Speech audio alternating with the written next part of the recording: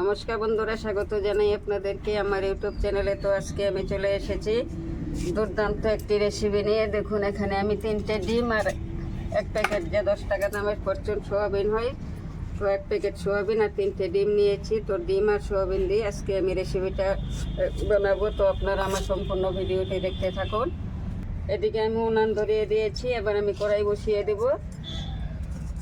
তো আমি প্রথমে ডিমগুলোকে ভেঙে নেব।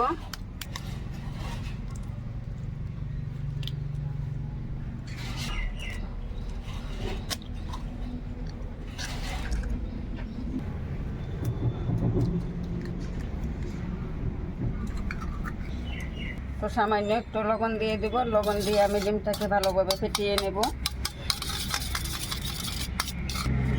এদিকে আমার কড়াইও গরম হয়ে গিয়েছে, এবার কড়াই দিয়ে দেব সরষের তেল।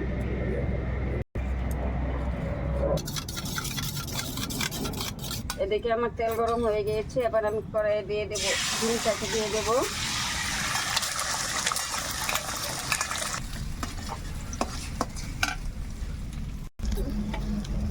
এবার আমি যে ডিমের সাথে আমি পেঁয়াজ কুচি দিয়ে দিব।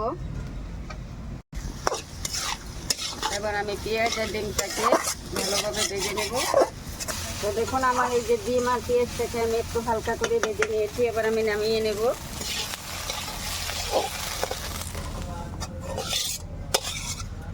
আবারও আমি কড়াইয়ে তেল দিয়ে দিব। এবার আমি আলুটাকে ভালোভাবে ভেজে নেব।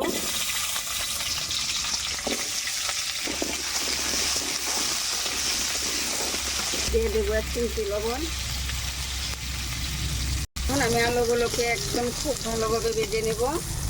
তো একদম সহজ সরল আমার রেসিপিটি, একদম কোনো ধরনের ঝামেলা নেই।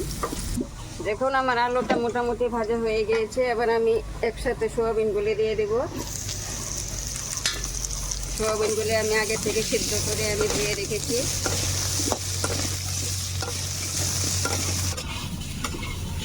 দেখুন, আমার সোয়াবিন আলু ভালোভাবে ভাজা হয়ে গিয়েছে। এবার আমি নামিয়ে নেব।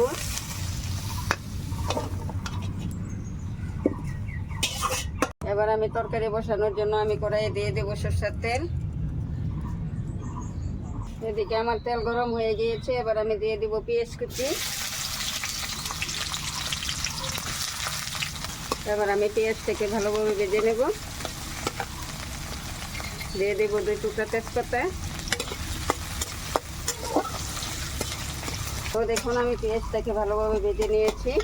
এবার দিয়ে দেব আমি মশলা। এখানে আছে জিরে, ধনে, লঙ্কা বাটা, আদা বাটা, পেঁয়াজ বাটা, রসুন বাটা, সবগুলো এবার দিয়ে দেব।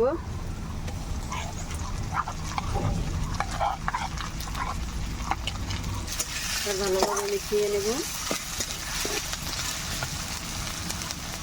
এবার দিয়ে দেব জিরে গুঁড়ো, হলুদ গুঁড়ো,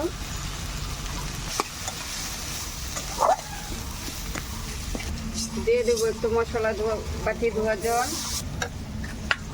দিয়ে দেবো টমেটো কুচি। এবার আমি সবগুলোকে ভালোভাবে কষিয়ে নেব। এবার দিয়ে দেবো আমি পরিমাণ মতো লবণ।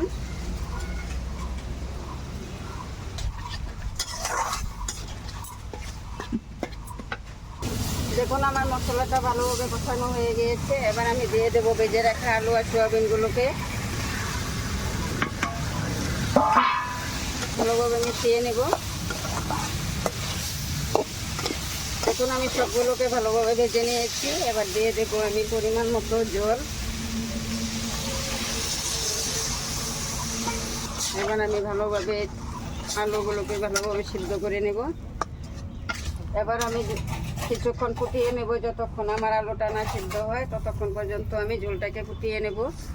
আমার ঝোলটা ভালোভাবে ফুটে গিয়েছে, এদিকে আলুটাও ভালোভাবে সিদ্ধ হয়ে গিয়েছে। এই যে দেখুন, দেখেই বুঝতে পারছেন। এবার আমি এই যে ভেজে রেখেছিলাম ডিমটাকে দিয়ে দেব। একদম হেলদি রেসিপি, বানানো কোনো ধরনের ঝামেলা নেই, একদম সহজভাবে আমি বানিয়ে নিলাম। দেখুন, কত অল্প সময়ে আমি বানিয়ে নিলাম। তো আপনারাও এভাবে একদিন বানিয়ে খেয়ে দেখবেন। এবার আমি আর 5 মিনিট আমি জাল করে নেব। তো তো দেখুন বন্ধুরা, আমার রান্নাটা একদম কমপ্লিট হয়ে গিয়েছে। এবার আমি উপর দিয়ে দেবো একটু গরম মশলাগুলো। গরম মশলাটাকে ভালোভাবে মিশিয়ে নেব। তো দেখুন আমার রেসিপিটি দেখতে কত সুন্দর হয়েছে। তো দেখুন বন্ধুরা, আমি কত সহজভাবে রান্নাটা করে নিলাম। তো আমার রান্নাটা হয়ে গিয়েছে, এবার আমি নামিয়ে নেব।